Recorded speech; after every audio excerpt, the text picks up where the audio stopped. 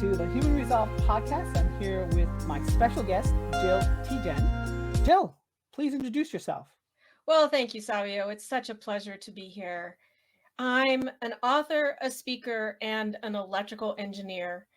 And when I get introduced that way to so many of my audiences, they laugh. And it took me a long time to understand that they found that electrical engineer was incongruent with author and speaker. So I spent 45 years in the electric utility industry. I am an expert witness. I help plan power plants and get them licensed and into rate base. And I've also now written 11 books. I speak all over the world on topics related to women in history, infrastructure, and my new book, Over, Under, Around, and Through: How Hall of Famers Surmount Obstacles. Wow, that was a lot. I'm so excited to dig right in. So I wanted to thank you so much for collaborating with me and contributing to my interview series with Authority Magazine and Thrive Global, Rising Through Resilience. So I love that quote in the beginning about not cursing out the darkness when you can light just one candle. So beautiful. Can you expound a little bit on that? Well, that was actually from Martha Uriosti, who said, and she's one of the 50 women profiled in the book, Over, Under, Around, and Through. And she said she has relentless optimism. And with her relentless optimism, she cannot curse the darkness if there is the opportunity to light one little candle. And what that means to me is that if you can see any way to overcome the problem that you're faced with, try that. See if it works. Wow, that's great. It not only gives one hope, but I think you use the word bloom. Sort of you find sort of that imagined place and, from that creates preparation, right? Opportunity meets preparation. So I just really love that sort of aspect of even when you're down, you're never truly down. Right. And one of the other women, well, Carol Mutter, who was a Marine, I believe, general, maybe even 3 stars general in the United States Marines, she said, you bloom where you're planted, even if it isn't remotely the situation that you expected or where you thought you were going to be. Take the opportunity because you're there for a reason. Figure out what that reason is. Figure out what the lesson is that you're supposed to learn and bloom. Yeah. I mean, I really was fascinated with some of the backstory. You mentioned so many diverse fields that you were in and, you work for a company called American Company. I would love to just learn more about that. Well, I served actually on the board of directors of American Company. I'm also on the board of directors of Georgia Transmission Corporation. And being a member of the board, I have helped to set policy and provide oversight and direction and guidance to the CEO. And so Merrick is a wonderful company. I so enjoyed my 11 years on that board. I'm still on the board of Georgia Transmission Corporation. I will get my 25-year pin at the annual meeting in March.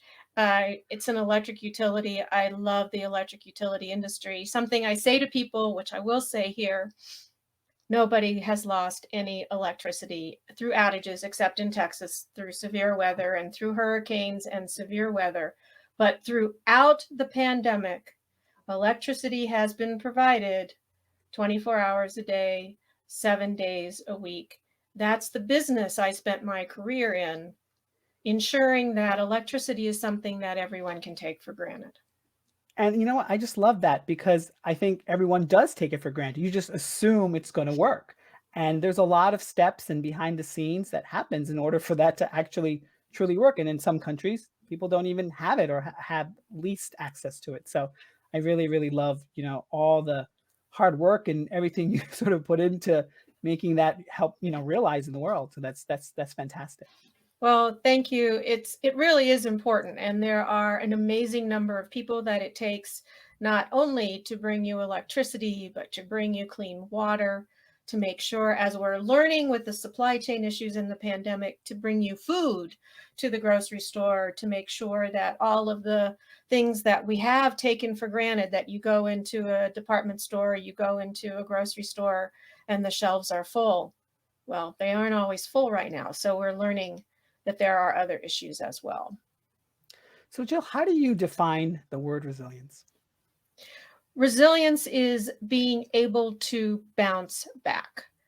It's not that you don't have obstacles in your life. Every single person faces obstacles in their life. But it's the way some of the people that we interviewed for the book said it. One of them said, I was immobilized for 10 milliseconds. Another one said, it really set me back for 24 hours. And then I said, no, they're not going to get the best of me. This obstacle is not going to overpower me. I am going to figure out a way. And resilience is bouncing back. It's there's a country western song that we quote in the book. It's a tree that bends. So you bend, but you don't break. And that's resilience. We're all going to face problems. There are always going to be obstacles in our lives. But understanding that if you decide ahead of time that a problem that you face is impossible and that there's no way that you can ever deal with it, then you won't deal with it. But if you decide that an obstacle is that it's a challenge and that you're going to figure out a way over, under, around, or through, then, I mean, and sometimes it's ignoring it. Sometimes it's just, it's like the spin that politicians do all the time. They answer a different question. So you figure out what it is that you're going to do instead of, and how you're going to get around it. And that's part of the resilience equation. I know in the article I sort of asked the question about resilience and courage. How do you see them either as the same or different? I see them as slightly different. And I did research in order to answer your question in the course of putting that interview together.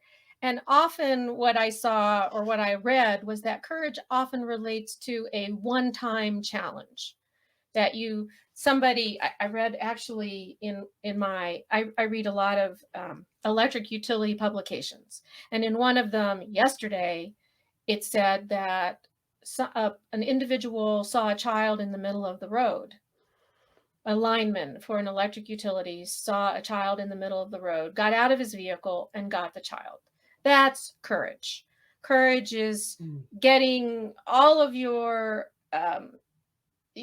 dedication, your thoughts to take care of the problem that faces you right now, and being brave enough to do that. And resilience is you don't bend, you come back. You don't bend, you come back. You don't bend, you come back. All of those times.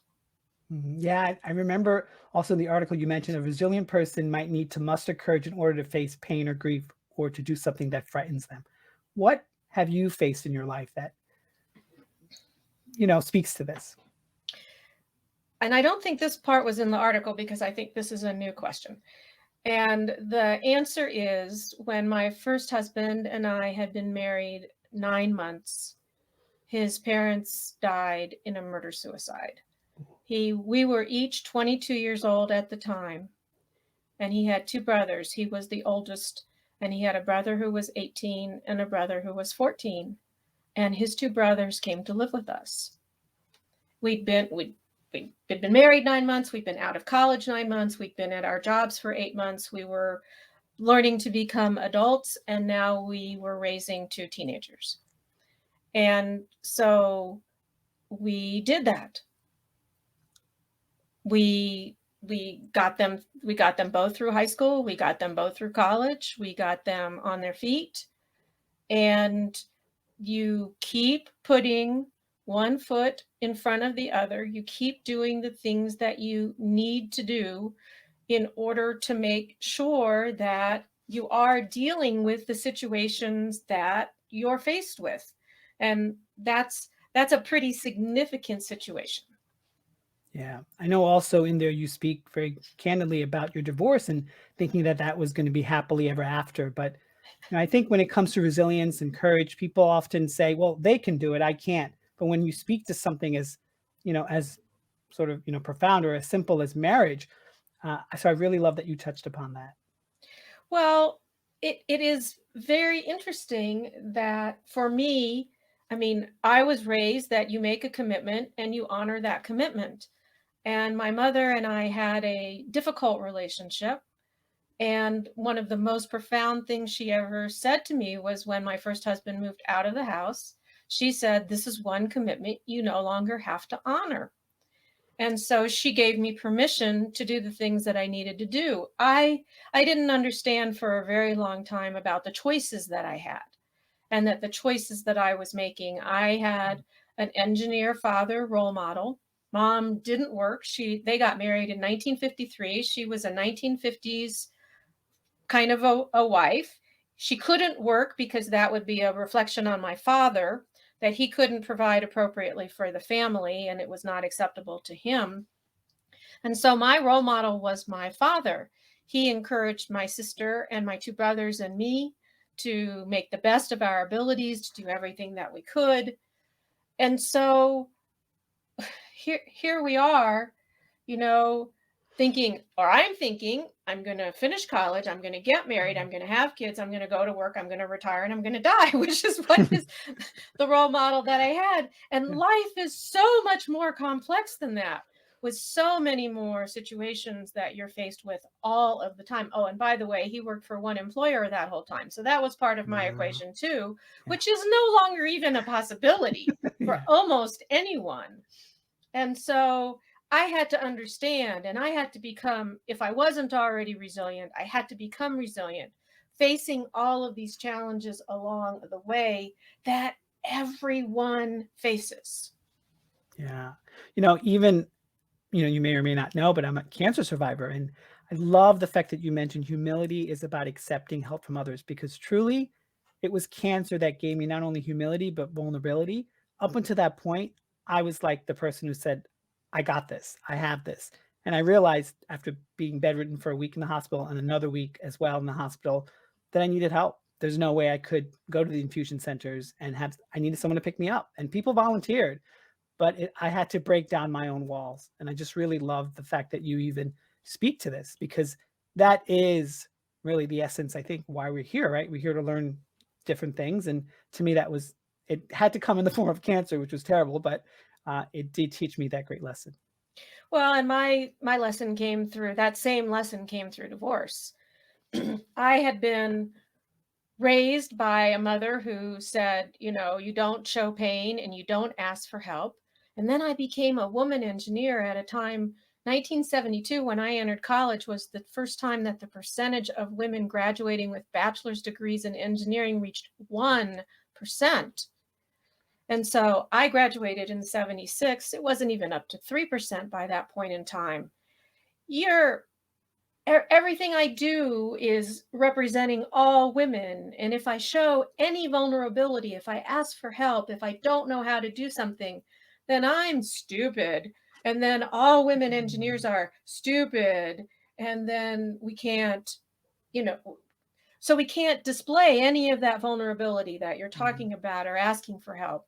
And so going into counseling, when first husband said he was moving out, and understanding that asking for help was actually really important. And what I've learned since then is no one else can actually give you the things that they want to give you if you do not Mhm. allow them Yeah. to give it to you by asking them for help. And so, oh yeah, learning to be available to others to give, but then also to receive, to be able to ask for help is so important. Yeah. Yeah. Yeah. Absolutely. And that it really is the definition of being resilient. So, what are your 5 steps that someone can be more resilient? The first step is never give up. Everyone, as I said, faces obstacles. Keep putting one foot in front of the other in order to surmount the obstacle. It might have to be over, under, around, or through, Mhm. but don't give up. Second, The only thing you have control over in your life is your attitude. You can't control another person, and let us all assure one another that you cannot control the environment. If we did not know that before the pandemic, let me say that we now know that. And this also goes to what I said before. If your attitude is that whatever you're faced is impossible, it will be impossible. Yeah. If you decide that it's a challenge and that there's a way to get around that challenge, then you'll get around the challenge. Third, what we also already talked about, don't curse the darkness. When you can light one little candle, look for the silver lining, figure out the lesson that you're supposed to be learning, and bloom where you're planted. And then fourth, prepare yourself for the worst thing that you could possibly think would happen in a situation. It almost never happens. But if you have prepared yourself for that really bad thing, then you're ready for whatever actually comes your way. And then I call it she who laughs lasts, but it's remember to have a sense of humor. It's so many things in life. Learn to laugh at them. Learn to laugh at the situation. A sense of humor will get you through so many unimaginable occurrences in your life. That's so beautifully said. It's so, so true, because even in my struggle, and I have several interview series. Resilience was my third one. I spoke to cancer survivors, and 9 times out of 10, all of them said I had to laugh because it was the way to break the ice. It was the way to start conversation. It was also the way to make me feel better. And it's so important. It's incredibly important. And we have something called gallows humor, which I think is what you're probably referring to, Yes. where, you look at the dark side and you look at all of these bad things that are happening and you try and find the humor, because it's really the only way to retain your sanity during those kinds of situations. Yeah, 100, 100, 100%. So I really love also that you spoke in the article about empowering women and girls, like respecting the rights and eliminating discrimination. I come from a family of mostly females. I mean, my dad and I were the only males. I was the youngest of 3 children. My 2 older sisters were the epitome of, strong women. But I really love the fact that, of course, the world, thankfully, or at least the US, is moving towards that empowerment. What have you seen in terms of progress, or what have you seen in terms of more work that needs to be done in that area? Oh my goodness, this is such a long, involved answer and topic. So I already told you 1972, and I'm just going to use engineering and women in STEM to start this discussion, but then we'll get more. Okay. 1% of the undergraduate degrees in engineering in 1972 were awarded to women. And then we went up to about 15.5% by 1985. And we've really never made it past 20. And it's 2022. That's 50 years. 50 years. Maybe we could say 20%. The numbers are in that neighborhood. They've never gotten to 50. And that's always been the objective, to get to 50. We have pay equity issues. And then one of my books that I wrote, called Her Story, A Timeline of the Women Who Changed America, which was published in 2008 in hardback and 2013 in paperback. I didn't know women weren't in the history books. At one point in time, maybe 15 or 20 years ago, out of a standard US history high school textbook of 500 pages, 7 pages mentioned women. That's 1.5%-ish. So we've improved, okay? We're up to 10%. My God. Half of the population of the world is Wow. women. Yeah. And 10% of American history textbooks reference women. And this actually goes maybe even off topic, but it's related. I mean, we learn history by wars. Everything is focused on wars. And so if US history textbooks have 10% content that references women, what do other countries in the world have? And the answer is as bad or worse. Oh. And so I'm actually under contract right now to write a book. I've written the book. We're in design, and we're in the design stage and the proofing stage and all of those kinds of things for Kenya, her story, Kenya. And it's my intention to write a book for each of the countries in Africa where women are not valued and girls are not educated. Because when you educate women and girls, when you value women and girls, then you value everyone in the society. And then the economic conditions improve and the economic prosperity improve for everyone. Yeah, 100%. So I think maybe this would probably be a great topic to start the brainstorming. What do you think, or what do you feel that can be done about this? And maybe you and I can just go back and forth and try to create, try to create some ideas around this. Well, one of the things that I do already is that I nominate women for awards. Mm. There are actually an amazing number of awards that people can be nominated for. There are awards in corporations, there are awards at universities, there are business awards, there are all kinds of awards. And I have walked into many an engineering corporation's headquarters office, and there is a wall of their fellows, or there is a wall of their patent holders, or there is a wall of something, and I count the women. And usually you can't, sometimes you can't even find them. And so bringing awareness is always the first step, that there is an issue and there is a problem, and then making sure that materials are provided so that when people say, oh, I can't find any women, I can't find any people of color, I can't find this, I can't find that, that we actually have materials available and ready to say, it's like women on corporate boards. Well, we can't find any qualified women. We can't find any people of color to serve on boards. Well, if you don't look in the right place, you are never going to find them. They are there. They exist. The women in history exist. The women patent holders exist. The women everything exist. And so that's one of the things that I'm doing, is to make sure that the materials are there so that people can find them. Yeah. I once heard a really great sort of quote. I forgot where it was, but it was basically like, if I had $1 million and I met 1 million people and I was ready to give out that $1 million, and I gave each one, had to, sort of give everyone the money. I gave each one $1, it would do nothing for their lives at all, zero. But if I taught them something, if I created a shift in consciousness, if I created a shift in mindset, or gave them the tools necessary, ideas, or inspiration or motivation, that dollar could go a long way, even a start in the right direction.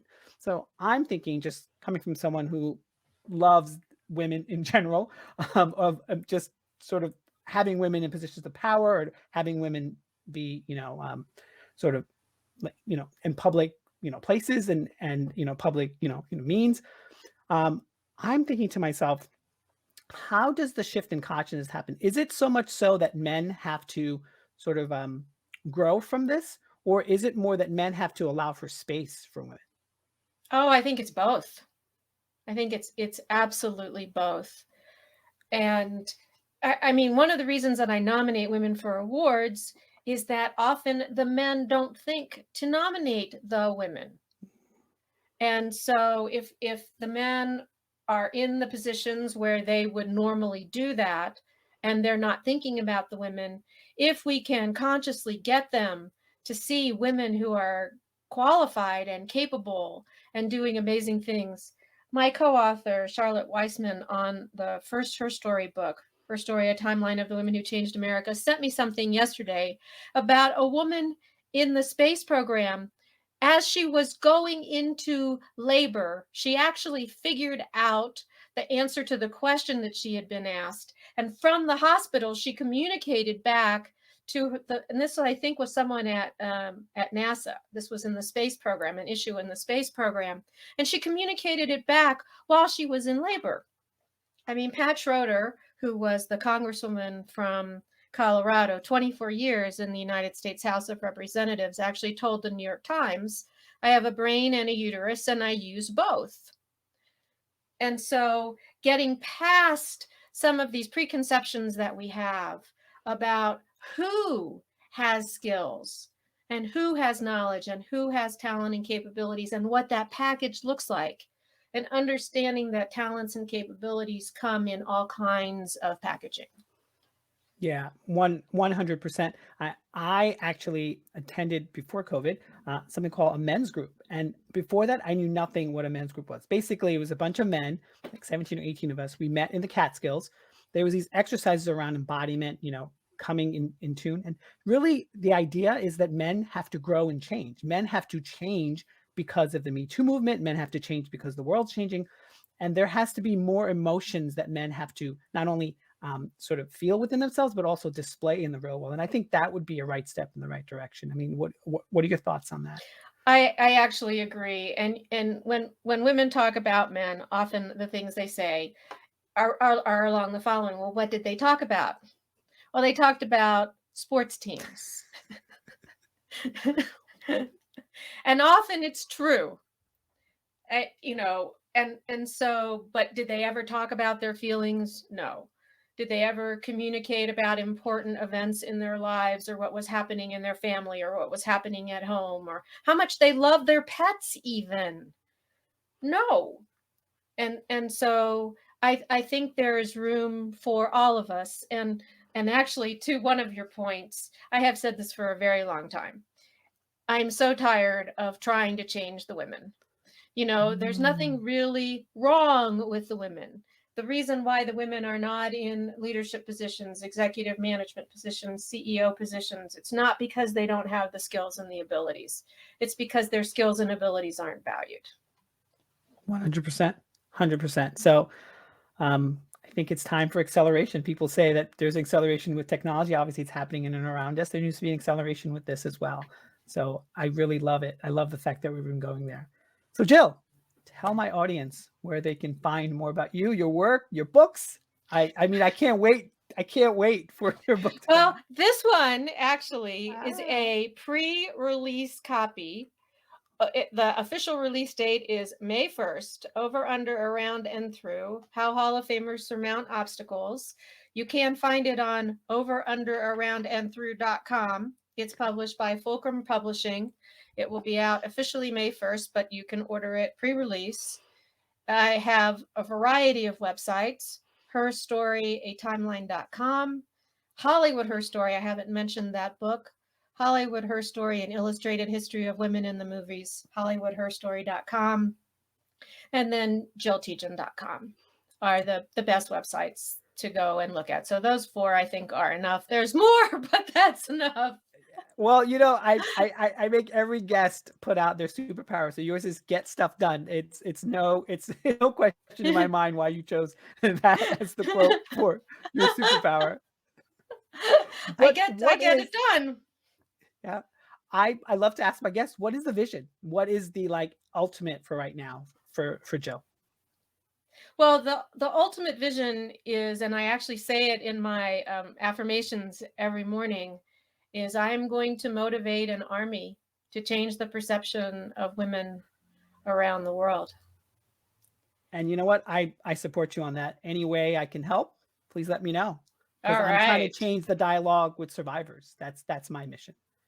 I understand. And we each get to have, I mean, it's an amazing thing. There's a purpose for everyone. And I think that's important for your listeners to hear. Everyone has a purpose. And once you find it, the reason that you're here is to do it. Love it. And get it done. And get it done. It's funny that you even use that too, because my parents had their 50th wedding anniversary, obviously before COVID, and that was the thing I put in there. I said my mom got shit done. I mean, I actually said it because that's what she did. She literally did, and I saw it in every moment of every day. So wonderful. Well, thank you so much, Jill. I really appreciated this. Thank you so much. Thank you. It was a pleasure to be here. Sure.